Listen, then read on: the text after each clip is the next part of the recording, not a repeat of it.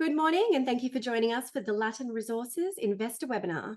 I'm Jane Morgan, and today we are joined by Managing Director, Chris Gale, and VP of Operations Americas, Tony Greenaway, who'll be providing a company update and engaging in a Q&A session. To ask a question throughout today's webinar, please use the Q&A function, which can be found at the bottom of your screen. Chris, I'll hand over to you.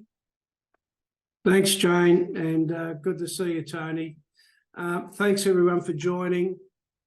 This presentation is mainly on our recent MRE upgrade, which is now at 70.3 million tonne at 1.27%. Just a little bit of an update on the jurisdiction in which our projects are situated. Of course, Minas Gerais, one of the great mining jurisdictions in South America, and certainly the best mining jurisdiction in Brazil. We started this drilling back in February of 21. We announced our first JORC resource of 13 million tonne in December. That was upgraded to 45 million tonne in June. And now we've just announced a 70 million tonne JORC resource in December. So in a little over 20 months, we've built that from 0 to 70.3 million tonne. And it's a credit to Tony and his team, and such a great effort and working so hard. Our team in Brazil, over 300 people on site, 14 rigs, another 2 coming. So we'll have 16 rigs churning away early next year. Just a reminder on Minas Gerais, it's a great mining state, over 300 operating mines, but you know, really presents and contributes a lot to Brazil's economy. Hydroback grid, so our plant, which is in the planning process now, will be backed by hydroelectricity at 3 cents a kilowatt hour. We'll be shipping out of the port of Ilhas, which is the largest bulk export port in Brazil. Our PEA, which was recently completed, we'll touch on the PEA of $3.6 billion MPV. We'll touch on that today. And we have brilliant infrastructure and sealed roads to site, and certainly out to port, dual highways all the way to port. So great jurisdiction, great deposit. Planning started for production, so we're very, very excited. With that, I'll hand you across to Tony, and he'll run through our new resource. Thank you. Thanks for that, Chris. Yeah, look, it's really, really pleasing to put out another update on the Colina deposit. Upgrading, as Chris said, from our previous target or previous MRE, which was 45 million tonnes, but also importantly to put out our maiden resource on the Fogs Block prospect as well. So that coming into the deposit classification now. So we've been busy, as Chris said, for the last sort of 12 months. 10, 11, 12 rigs running around on site, and again the team out there at Salinas have done a fantastic job to get us to where we are now. So the upgrade that we've just done on Colina itself, 63.5 million tonnes at 1.3. The Fogs Block maiden resource, you can see there at just under 7 million tonnes at just on 1%. So combined with an exploration target range, SGS put a range on that of up to 18 million tonnes at a bit over 1% for Fogs Block. So that's a fantastic result for us. It's by no means the end of the story here. We've got a lot more drilling to do, and a lot more resource growth to come in the next sort of 6 to 12 months as we continue to drill this. We have always had the aspirations to get up around that 80 million tonne target, which is our view of a tier 1 project. And we now can very clearly see that it's right ahead of us. We've just got to do a bit more drilling to fill in Fogs Block, and we'll continue to grow. You can see in the image there that corridor that we've defined, and that's really becoming quite prevalent now in all the work that we do. Prospects like Planalto is another new prospect that we've just put one hole into. It's about 1.8 kilometres away from Colina itself. And whilst we don't have resources or any grades for that yet, we've intersected over 45 metres of pegmatite in that hole. So this corridor that we're sort of defining here is critical to this project. And we can clearly see our pathway through to a tier 1 project within that. And we'll now just continue to systematically go ahead and drill. So you can see the resource classifications here. We've got just under 2 million tonnes at 1.5% in the measured, 40 odd million tonnes at 1.4 and 30 odd million tonnes sitting in that inferred classification. And one of the really encouraging things for us, excuse me, with the infill drilling that we've done and the increasing in that measured resource was to see the grade jump quite significantly. We're up just under 1.5%, which is fantastic. And we're seeing that consistently across the work that we're doing. When we infill drill at Colina, we see a raise in the grade. We see consistency in the pegmatites itself, so the tonnages are remaining about the same, but we're seeing that significant lift in grade, which is really very encouraging for us. You get the footprint of Colina itself. You can see on the image there on the left-hand side at the bottom, it's grown to just on 2.5 kilometres long. That's still 1 kilometre wide within our corridor there, and extending off to the southwest. Importantly, in that image, you can see the Planalto prospect down in the sort of bottom left-hand corner. That's hole 233. This was a blind hole. There's no outcrop in that area. It's a completely, subsurface geophysical anomaly that we tested there. We've got a very extensive structural database that shows us where the mineralization is, and that was a test of that, and it's come up trumps, which is fantastic. What it says to us in the exploration team is we've got a lot more to find here, and we've got a lot more work to do to continue to grow that resource. But really, as I said, importantly, seeing that lift in grade when we infill drill is really good for us. So our focus over the next sort of 2 to 3 months beginning in the new year, as Chris said, we're going to have 16 rigs on site as of January. We'll be looking to infill that main area of resource that you can see there, to lift more of that into the indicated and measured, so that we can then convert that across into the reserves as part of the DFS process. And again, I expect to see that grade lifting again when we convert more of that indicated. So just keep an eye out for that. We think we're seeing those trends quite clearly now in our data sets, which is good. We will continue to grow the resource to the southwest. You can just see in the image at the top there, there's a couple of pegmatites that are sort of sitting out on their own. That's the start of what we believe is the next system along to the southwest of us. The Planalto prospect is right in the meat of that, where we've, as I said, intersected 45 metres of pegmatites in that hole. So lots more growth to come within that very close sort of footprint from Colina. As I said, Planalto is only just on 2 kilometres away. So very, very close, and really central to that hub where we'll look to build our process facility for the Colina deposit itself. Down at Fog's Block, this is an image that you can see there of the Fog's Block pegmatites. They're a little bit steeper dipping than they are at Colina. You can see it's a little bit lower grade near surface. That's a weathering artifact.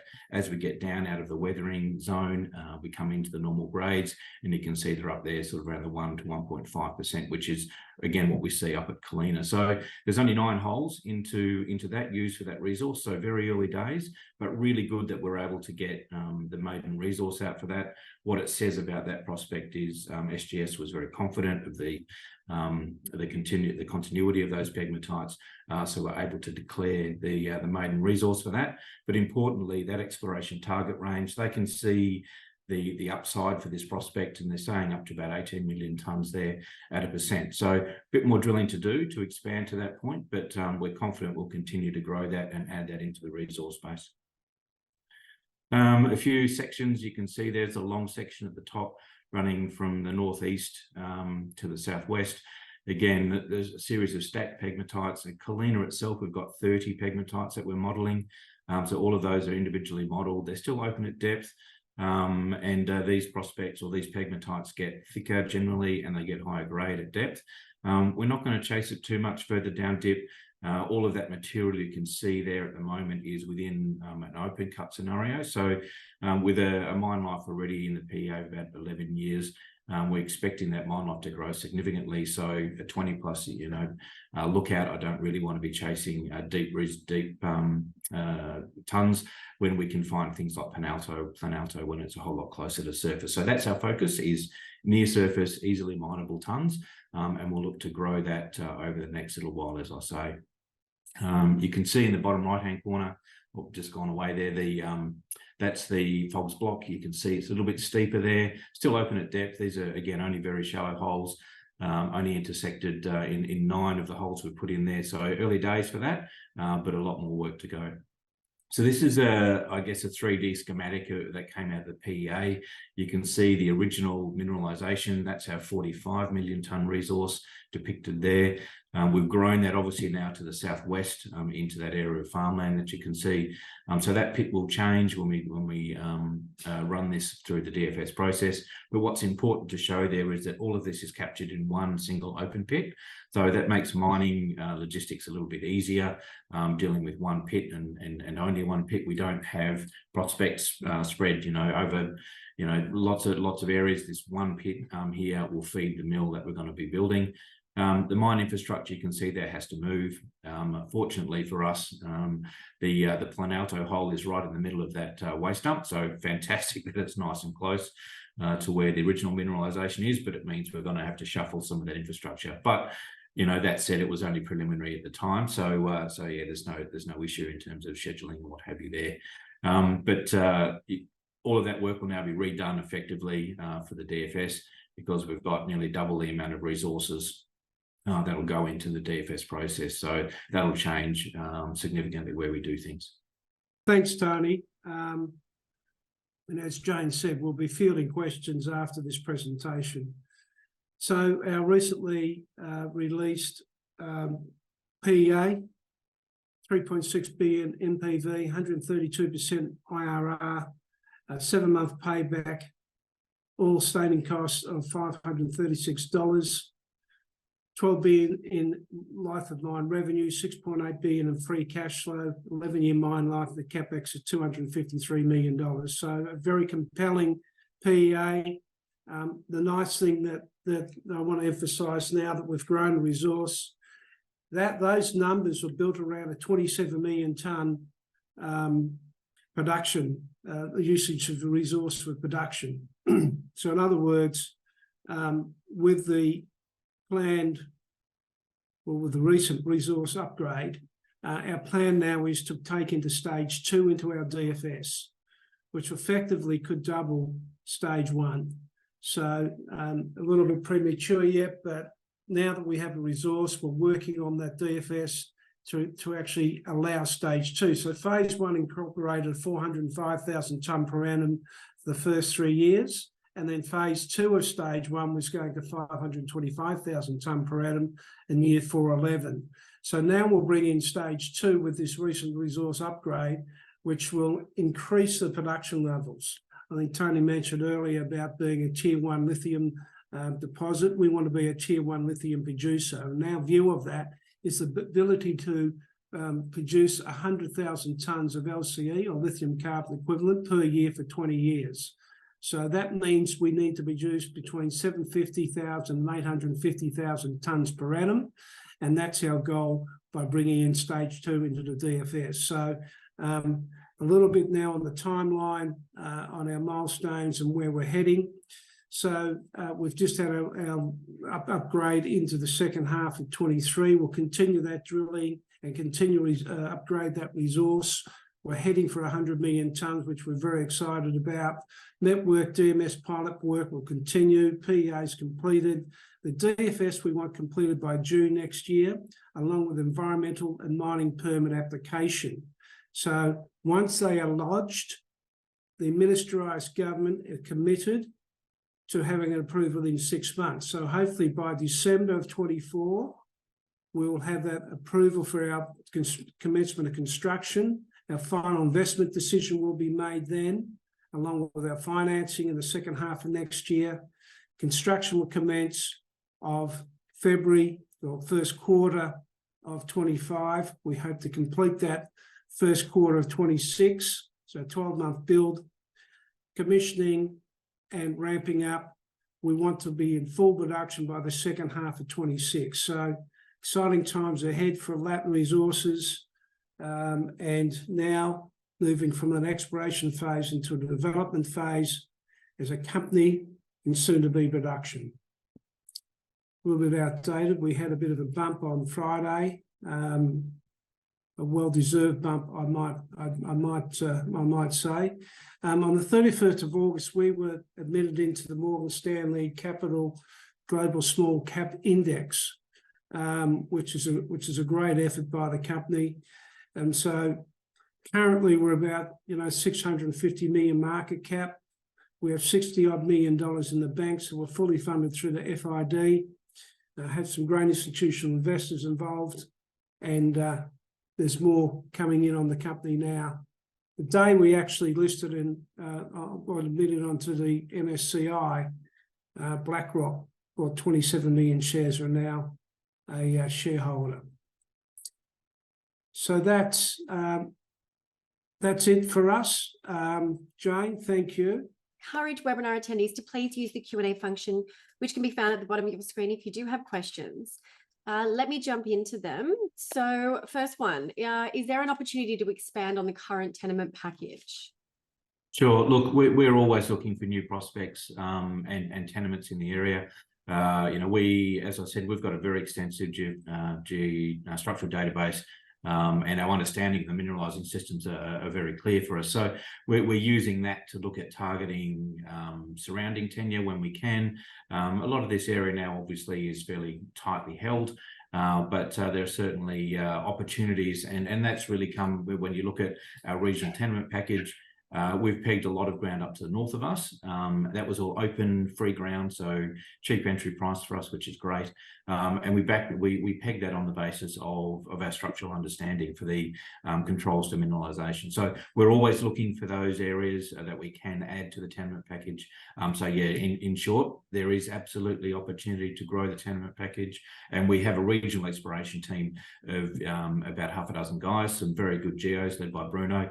They are always looking for new opportunities for us. So it's very much on the agenda. Wonderful. Tony, I might stick with you for this one as well. So what's the all-in cost per tonne? For the all-in sustaining cost is just under 530 odd bucks. That came out of the DFS. So built into that is contingency as well. There's also shipping costs through to China, so that's basically everything all in. So just over 530 bucks a tonne is our all-in sustaining cost for the PEA. That will obviously change through the DFS. We don't expect it to go up, but with a bigger resource, economics of scale and things like that, we'll see that change. Thanks for that, Tony. So next one, is there a rough time frame on when the 2-tonne met testing is going to be released? Again, I can field that one. So that test work is underway. So we've actually sent 3 tonnes of material. We got a little bit excited and sent as much as we can. You know what met guys are like. They always like more material. So we sent 3 tonnes. It's up here in Canada. At SGS Lakefield at the moment. That includes a lot of some additional waste material as well. So we've got an extensive program going on. We're actually building the composites now in December, and we'll kick off that test work just after the Christmas break. And that'll include the normal DMS runs that we would normally do. We're going to dilute some ore down to what we think is run of mine, see how that goes. And we'll do some other bits and pieces as well, some ore sorting test work and some other bits and pieces around that. We expect that to take probably a couple of months. So it's always hard to tell exactly when it'll be available, but certainly in that first quarter, I would think, or around the end of that first quarter. Wonderful. Chris, I might have this one to you. Just a question on potential dividends in the future and if the company has any thoughts on that. Well, I think if we got in the production first, we may look at it for sure. 8 billion of free cash flow. I'm sure there'll be some dividends flowing once we're in production, but that's a couple of years away as yet. Wonderful. Next one. I understand that some consideration has been given to a US listing. Is that still on the agenda? We've been talking to NASDAQ for some time now. It is a long process. At this stage, we're just in discussions. There's been no real push forward on a listing in the US as yet. I think for us, it's more about focusing on the DFS, and getting all our mining applications lodged before we consider listing in the US at this stage. Wonderful. Couple of questions coming through just on our other projects. So is there any updates we can provide our webinar attendees with, particularly in Argentina? Argentina is making some headway. We're just waiting for the final exploration permit to go out and start further exploration. Drilling permits have been lodged. So Argentina takes a little bit longer than places like Brazil. There's been a change of government there. So I'm expecting now to be delayed by another few months once they change over due to obviously the election. So it's still a focus, remembering that we're not operators there. Our JV partner are the operators. So we keep a close eye on that, but we hopefully over the next month or two, probably in the new year, we'll have some good news and start drilling. Thank you, Chris. Tony, I'll go to you for this one. So compared to similar projects, how do you see these costs to production stacking up? Sure. So the costs that we've put out were, as I said, were part of the PEA. And unlike a normal PEA, we haven't just plucked numbers and made sort of broad assumptions. We used as close as we could get to real costs. An example for that, we used production costs that came out of Sigma, our closest neighbour down to the south in production. We also used shipping costs and trucking costs that came from those guys as well, and the contractors that are physically moving their material for them. Power costs have come from the state government in Minas Gerais. So we're using as much as we can of real costs, which means it's conservative for a start, and B, we think it's very realistic. So we should be able to sort of meet those. So from that perspective, they're very good. And obviously, given that we're using real costs coming out of a neighbour, they compare very well to the people that are around us. And similarly with the build costs and things like that, we've gone a little bit deeper than you would normally do for a PEA. And whilst we haven't, got quotes for materials, we certainly have contacted all of the suppliers for that to get more realistic figures for the for our construction costs as well. So we're not just sort of wildly plucking numbers out of the air. Thank you, Tony. So next one that's popped up, with EV manufacturer BYD taking a presence in Brazil, has the sale of Latin Resources spodumene concentrate into Brazil been considered? Yeah, thanks, Jane. Yes, BYD committed to spending $800 million US. They've just acquired the old Ford car manufacturing plant. They're converting that into EV. I believe there is discussions around a conversion plant for lithium hydroxide, as well. Everyone knows BYD are excellent battery manufacturers as well. We'll keep an eye on it. We've had discussions with BYD in the past. As most of the investors know, we've started an offtake process. Macquarie Bank are handling that process for us. We had 25 on the list and we shortlisted down to 14. That closes off in the next week or so, the expression of interest. We will analyse those expression of interest, shortlist again in the new year, and commence discussions on offtake. So it's going to depend really on those discussions and who we decide to go with, which is a good position to be in. The fascinating thing for me is the sentiment, the market sentiment, on lithium is quite poor at the moment, but we're not seeing any change in the demand. Like as I said, we had 25 in our room for an offtake agreement. And, of those 14, 8 or 9 are tier 1 battery manufacturers, car manufacturers, conversion type manufacturers. So it's just mind-boggling the difference between the market sentiment and what's really happening out there in the lithium world. There's a tremendous amount of demand. And for us, it's about getting a quality value-add offtake partner to help us take us through to production. Thank you for that, Chris. You've answered a couple of the questions in that answer there. So let me keep going through. Will the next MRE be included into the DFS in June? So yeah, I can certainly answer that one. So we will keep going with the updates for the exploration work that we're doing. Obviously, as I said, the next big chunk of work that we're doing in terms of drilling in the first part of next year is to really target Colina, the 63 million tonne resource we have there, and look to increase the JORC content of that, or the JORC classification of that, into measured and indicated. So we're looking at about 75-metre drill spacing to get into indicated. So I want to lift as much of that inferred material up into that classification, and we'll also convert a whole lot more across into measured as well. So that should be done in the first sort of 2 to 3 months of next year. So we'll then update the resource for that, so we can then we'll publish that again around that sort of time, and that will then flow into the DFS. So again, we can do reserve and reserve calculations.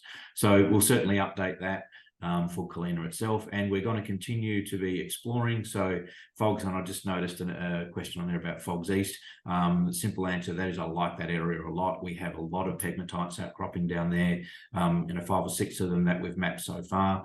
The more work we do down at Fogs and Fogs East, the more we find. So we'll certainly be drilling down there. So I'll look to expand that on the maiden resource for Fogs, hopefully to try and bring in some of the Fogs East area as well, because that certainly is, it's only 12 kilometres away from Colina itself, so easily truckable, or transporting that ore up into the Colina hub. So that is a big focus for us. So absolutely, we'll continue to upgrade the resource and provide those to the market as we go. Thank you, Tony. Lots of questions coming through on just where we see the lithium price heading. I'm not sure if you've both got any comments on that.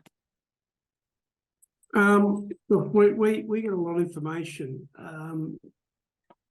from obviously benchmarks, fast markets, and a few other sources. The last lot of numbers I saw, which is about a week ago, showing lithium price futures increasing after June next year. So the future prices are lifting. I don't think that China can continue to hold as such low stock as they do at the moment. This fallacy that there's been drop-off in EV demand is a fallacy.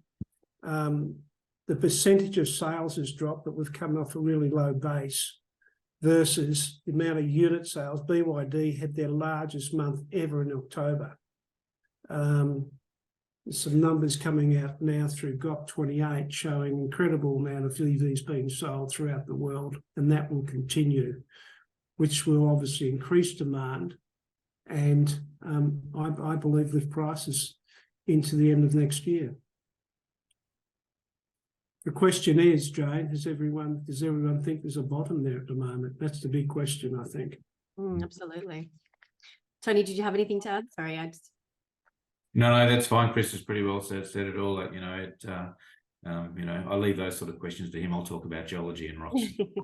Well, I'll have this one to you then. So are there any plans to drill at Salina South?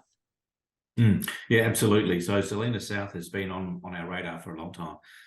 It's again within our structural corridor. We have some really high tenor soil anomalies down there. There's no outcrop in that area, but we certainly have soil anomalies down there that we do need to go and test. And unfortunately for Salina South, these other things keep popping up. And when I get pegmatites with spodumene in them outcropping, they're really tempting to go and drill those in advance. So poor old Salina South gets bumped down the list, but by no means it's a lesser target. It certainly is. But when we have really high quality outcropping pegmatites very close to our existing resources, I probably need to go and test those first. But yes, we will absolutely get down to Salina South.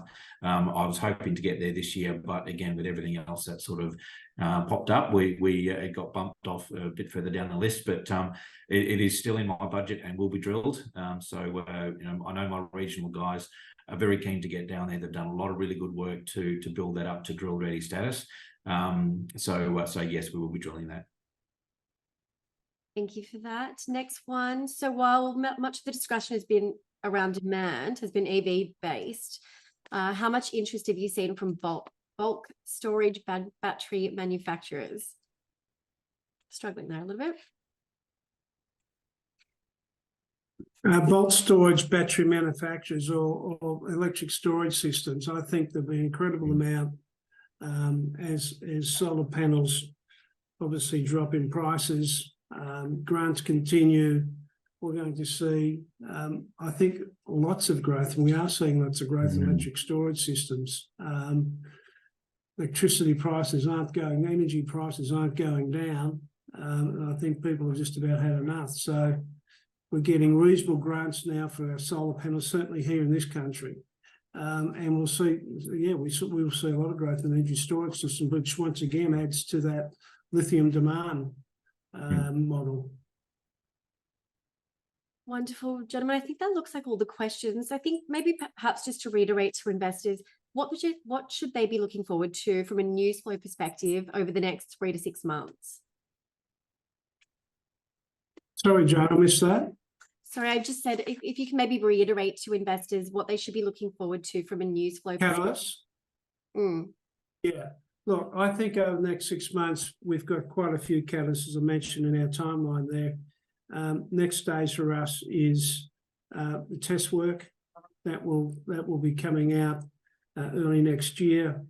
Through that, we'll have continuing with all the drilling Tony's doing. We'll continue to put out assays on drill core, followed by another upgrade heading towards that 100 million tonnes, and obviously our DFS. So it'll be more of the same that we saw this year: increase of resource, assays, and of course the DFS. And more importantly for us is getting our development application lodged with our environmental permitting, which we're very, very focused on. We're building a great development team in Belo Horizonte in Brazil, and it's full steam ahead.